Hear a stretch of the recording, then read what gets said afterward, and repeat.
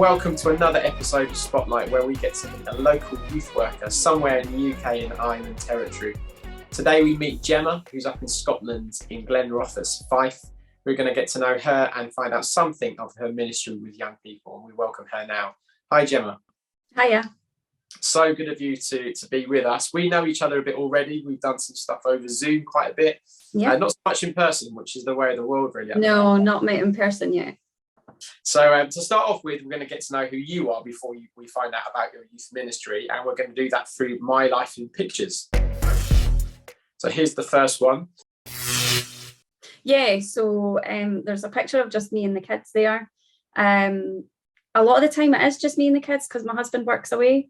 Okay. He's away 2/3 of the year. Yeah, but when he does get back, we get to spend some time together, which is lovely. What can I ask? He works in a gold mine. A gold mine? Yeah. Oh wow. Yeah. That is actually a job in the UK? Yeah, in Scotland, over the west coast of Scotland. Wow. Yeah, so yeah, it's very interesting. So Are people allowed to know where this gold mine is, or is that top secret? Oh, it's been on the telly. It's in Tyndrum. So, okay, everyone's Googling this now. Yeah. And he has to be away for that. Yeah, so it's like long hours and night shifts and things. So right. He's away for 2 weeks and home for a week. So right. And tell us about your kids. They love a selfie by the looks of it. Yeah, they do. They are. Archie is 10 and Nicole just turned 13. So I'm now the mum of a teenager. But yeah, they're great kids. They like getting out and about, and yeah, just loads of fun. Great, thanks, Gemma. And picture 2, I think this is your role, your job. I actually have 2 jobs. So for 10 years now, I've been running a playgroup in Glenrothes Salvation Army. So I think that's the top 2 pictures. So I love working with children. I've enjoyed it for a lot of years. But the other pictures are of the kind of street-based youth work. There's one, I think it was the very start, and we'd got a gazebo out and got loads of snacks, and it was just a kind of icebreaker to get to know the kids.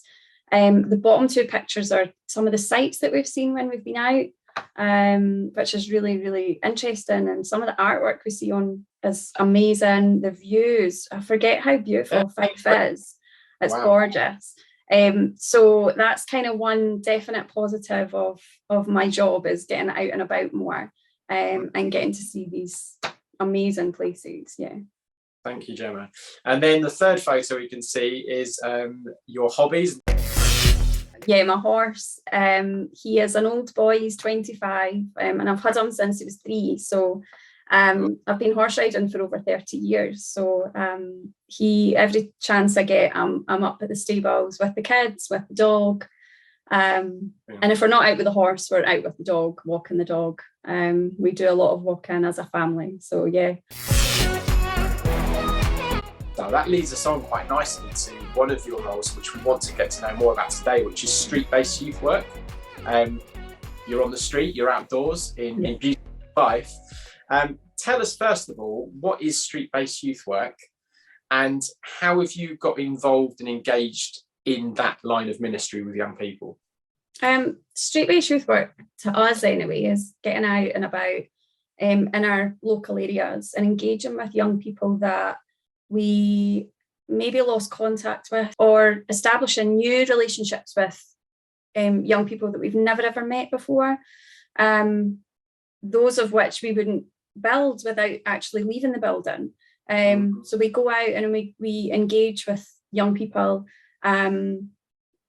It looks different in each area, to be fair. We have set up a kind of sports kind of pop-up youth work type thing in Glenrothes, and over the summer we had a group of young people who would join us on a Friday night, and we would play football or rounders. In the other areas, so Buckhaven and Kirkcaldy, it has been more detached youth work, where we go out and we're walking the streets and we chat to groups of young people, just to build relationships. And yeah, it was kind of all brought about through COVID.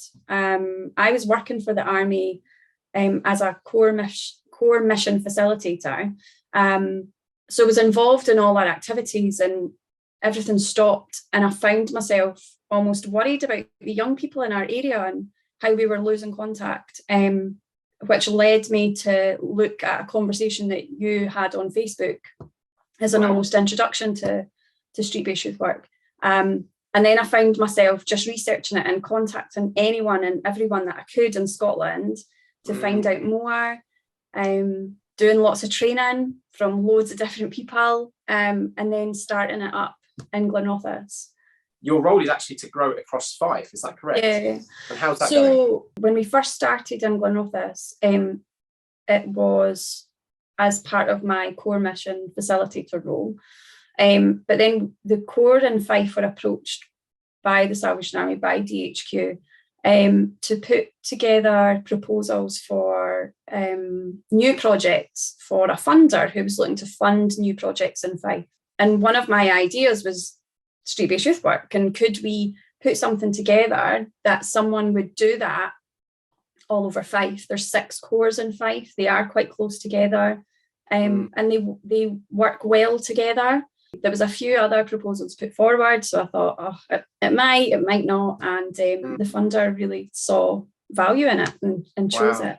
What do you see as the value being in street-based youth work? To actually go out there and meet with young people and change their perspective of youth workers, of adults, of community groups, is really good, and also giving them a voice. So we spoke to a group of young people, and it was our first interaction, and it was, well, could you see about getting this area lit up for us because we feel it's unsafe? For those kind of conversations and encouraging them to really have a place in their community. I know you targeted, to start off with, because we've had conversations before, a skate park.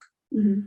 Tell us why you sort of saw that as somewhere you needed to be, and maybe tell us about maybe some of the impacts you've had as being a group of Christian youth workers in that space. You know, how did you bring light to that space? There had been awful incidents happening in that area. There had been stabbings, somebody had been murdered recently, and that was just somewhere that we were drawn to because we knew that there was a lot of young people in that area.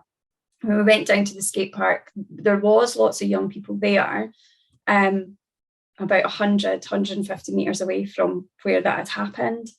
We kind of did the work, kind of walked through the skate park, walked past the skate park, and then eventually introduced ourselves to the young people there, and we got a really good reception. Then we started taking bottles of water and packets of crisps, and that kind of broke the ice a little bit for some of the young people, and led to really nice conversations about school and about home life. It is quite a deprived area, so young people are sometimes out because they have to be out. Sometimes they're out because their home life's not great. So actually, some of them are safer out and about. Sure. So just to be a constant in their lives. We used to get out the car and they'd be like, oh, it's the Salvation Army. And just they knew that we were coming. They knew that on that Friday night we would be there. And we were just somebody that they could have a chat with, which is lovely. You're being visible in the lives of young people. And it might be something as simple as a conversation about how their school day has been or what they're going through. You're in it with them, you're doing life with them. There has been kind of overlaps with young people that we have seen that come to our youth clubs, but actually building relationships with those young people, not with the intention of going out and bringing them in, but just building those relationships and getting to know them. They've come to our youth club, they've appeared at our youth club, which is fab, which is amazing. And actually them coming into the youth club means that for 10 minutes of that night, we do a God spot. So they're hearing about faith and they're given an opportunity to do that. So that's great. And I think that's amazing. So Gemma, you've been out on the streets and present for some time now. And what are you learning about these young people and how you can better engage with them and help them in the future with your work? I would say a lot of the time, young people are just looking for somewhere to go to be safe. because I don't know, a lot of the parks here are not lit. So in the winter it's awful, and it's really dark and it's really cold, and they don't, if they're having to be out, they don't really have anywhere safe to go. We have seen in the past couple of weeks that young people are getting into fights, and it's being recorded and it's being shared all over social media. And we were sitting and we were just looking around groups of young people on Friday night, and that's what they were watching. And these young people are getting into these fights and then having to relive it through that. That is a massive, massive thing at the minute. How do you, as detached youth workers, deal with that? How do you sort of show a different way? What are the conversations like? Do they want to engage? It's quite daunting, because I'm like, how do you tackle that? Because I know in schools, they're speaking about it in schools, but at the minute, it's not making a difference. But I think, again, relationships are key. If you spend the time to build these relationships, I think young people are more likely to take on board what you're saying. Yeah. And if they don't have the same relationships with teachers, they maybe don't have those same relationships with their parents. So if they're not getting that at school or at home, then maybe it's something that we can offer, being non-judgmental and really making an effort to build relationships with young people just to help them make better decisions. You basically say, I mean, the value, it comes back to your value again. You're not the teacher and you're not the parent, but you sit in this really nice space of relationship and informal education. And what's really valuable as you sit there with your shields very visible is that you're in amongst it. Yeah. You're listening to young people, and you just shared with us what is really the pressing need. And you are at least there with them in it. We're not going and seeing these videos and saying, oh, you shouldn't be doing that, like delete it. Cool. Yeah, right. It might be that we ask them why they're watching it. Like, why? Like, or what do they think about it? What's their opinion on it? Why is it being shared? Do they agree with it? Those kind of conversations that get them thinking, rather than trying to tell them off or tell them what to do.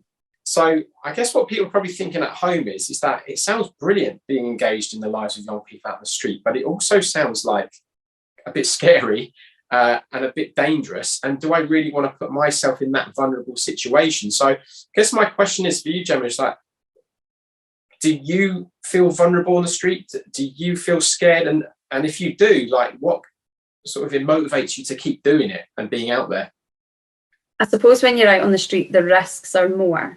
And it's so, you just don't know what you're going to face every week.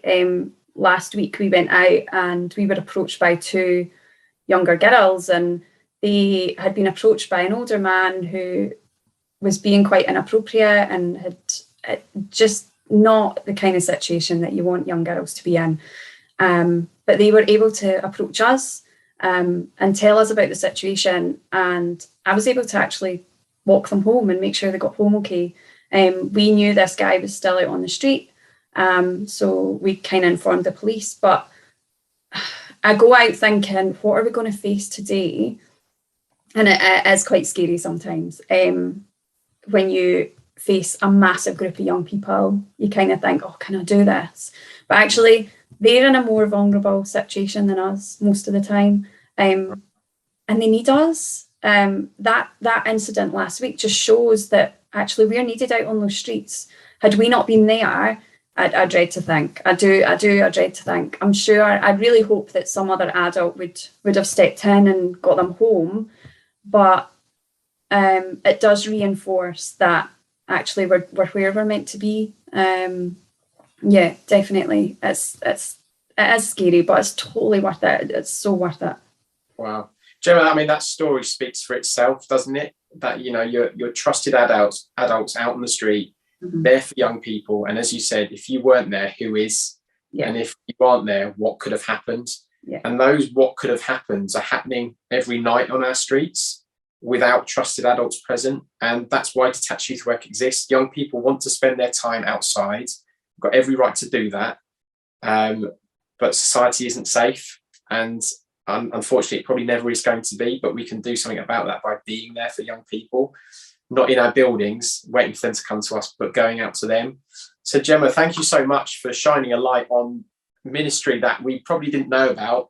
Thank you for your heart for young people. Thank you for what you're doing, not just in Glenrothes, but across Fife.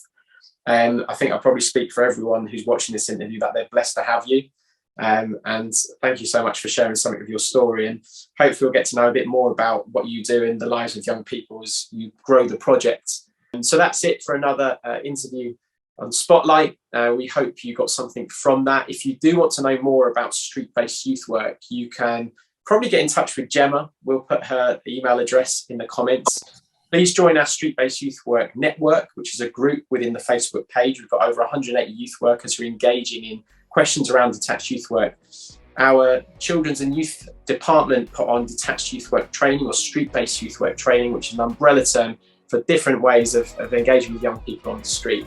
And we've also got guidelines known as Beyond the Walls, which you can download from our Facebook group, or get in touch with Children and Youth at salvationarmy.org.uk. But for now, we'll see you next time.